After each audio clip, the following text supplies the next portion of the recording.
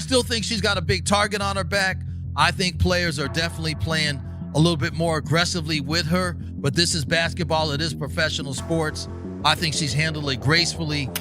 Today, we're talking about a phenomenon that's not just shaking up the WNBA, but rewriting its future. Caitlin Clark. If you've been following women's basketball, you know her name is synonymous with sold-out arenas, skyrocketing merch sales, and a fan frenzy that's unlike anything we've seen before. But what's the real story behind her meteoric rise? Why are fans flocking to see her while championship teams like the Las Vegas Aces struggle to fill seats? And what does this mean for the league as a whole? Buckle up because we're about to unpack it all. A rookie like no other. Let's start with the obvious. Caitlin Clark isn't just a rookie. She's a generational talent who's changing the game. From the moment she stepped onto the WNBA court with the Indiana Fever, she's been a lightning rod for attention, both for her jaw-dropping performances and the way she's handled the spotlight. What time it is with Miss Caitlin Clark, leading the WNBA in points per game, averaging 16 points per game, 5 boards and 6 assists. So I love what she's doing. Averaging 16 points, 5 rebounds, and 6 assists per game, Clark leads the league in scoring as a first-year player. Those numbers alone are impressive, but they only tell part of the story. What makes Clark special isn't just her stat line. It's the way she plays with a fearless, almost effortless swagger that captivates fans. On our YouTube channel, we've talked about players who move the needle, athletes who don't just play the game, but redefine it. Clark doesn't just move the needle, she is the needle. Her impact is seismic, and the evidence is everywhere. Take the Indiana Fever's preseason exhibition game, for example. Tickets sold out in a mere 30 minutes, with fans crashing websites in their desperation to secure a seat. This wasn't a playoff game or a championship matchup, it was a preseason game. Meanwhile, the Las Vegas Aces, a team stacked with MVPs and Olympians, can't seem to fill their arena, even with tickets priced as low as $19. That's not a typo, $19 to see a reigning championship team. The contrast is staggering, and it's sparking heated debates across the basketball world. The Fever frenzy versus the Aces struggle to understand the magnitude of Clark's influence. Let's zoom in on the numbers. The Indiana Fever's preseason game at Clark's alma mater in Iowa wasn't just a sellout, it was a cultural event. Fans didn't just want to see Clark play, they wanted to be part of history. Resale prices for those tickets skyrocketed, with some seats fetching thousands of dollars. Even the cheapest tickets were going for $400 to $500, prices you'd expect for a Super Bowl, not a WNBA exhibition game. Caitlin Clark doesn't just move the needle, she is the needle. And if you need any more proof of that, the Indiana Fever exhibition game sold out. The demand was so overwhelming that ticket websites buckled under the pressure, leaving some season ticket holders empty-handed. Iowa's social media team summed it up perfectly. Don't try, it's sold out. Now compare that to the Las Vegas Aces. This is a team that's won back-to-back championships, led by superstar A'ja Wilson, a 3-time MVP and one of the most dominant players in the game. Yet, their preseason games are a different story. Arenas are half empty, and tickets are practically being given away. On our YouTube channel, we've seen fans of Wilson and the Aces vent their frustration, arguing that the team isn't getting the respect it deserves. Some have even gone so far as to claim that Clark's popularity is driven by factors like race, pointing to her status as a white player in a predominantly black league. But let's be real, this argument falls apart when you look at the data. Fans don't care about Clark's race, they care about her game. Her pinpoint passes, her logo threes, her ability to take over a game with a single step-back jumper. These are the things that pack arenas. It's the same reason we love players like Steph Curry, regardless of their background. On our YouTube channel, we've always said it's about performance, not politics.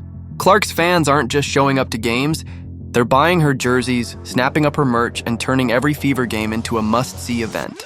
Meanwhile, the Aces, despite their championship pedigree, are struggling to generate that same buzz. The economic impact of the Clark effect lets talk dollars and cents, because Clark's influence isn't just about ticket sales, it's about an economic revolution. Way is driving A'ja Wilson fans nuts. They're furious. The resale value of 2 courtside Fever tickets could cover a round-trip flight to Las Vegas, a stay in a luxury hotel, fine dining, Aces tickets, and still leave you with cash to spare. That's the kind of pull Clark has. Her upcoming signature shoe release with Nike is already generating hype, with fans begging for a release date. On our YouTube channel, we've speculated about what this shoe could mean for the WNBA's visibility. If Clark's jersey sales are any indication, she's currently leading the league, followed by Angel Reese, Sabrina Ionescu, Kate Martin, and Aja Wilson. Her shoe drop could be a game changer. Merch sales across the WNBA are up 500% compared to last year, with player-specific gear like jerseys and t-shirts seeing a staggering 1,000% increase. That this is happening on the same day. Why are they doing this? Oh my God, don't they realize the impact of Angel Wilson, blah, blah. What impact? Stop. Clark's rise isn't just about numbers, it's about culture. She's not just a player, she's a phenomenon who's redefining what it means to be a star in the WNBA. Every time she steps on the court, she's doing something we've never seen before. Whether it's threading a no-look pass or hitting a three from the logo, her games are events, drawing casual viewers who might not have tuned into women's basketball otherwise. On our YouTube channel, we've called her the face of the league, and the numbers back it up. Viewership, ticket sales, social media engagement, all of it revolves around Clark. Compare that to Aja Wilson, whose dedication and talent are undeniable.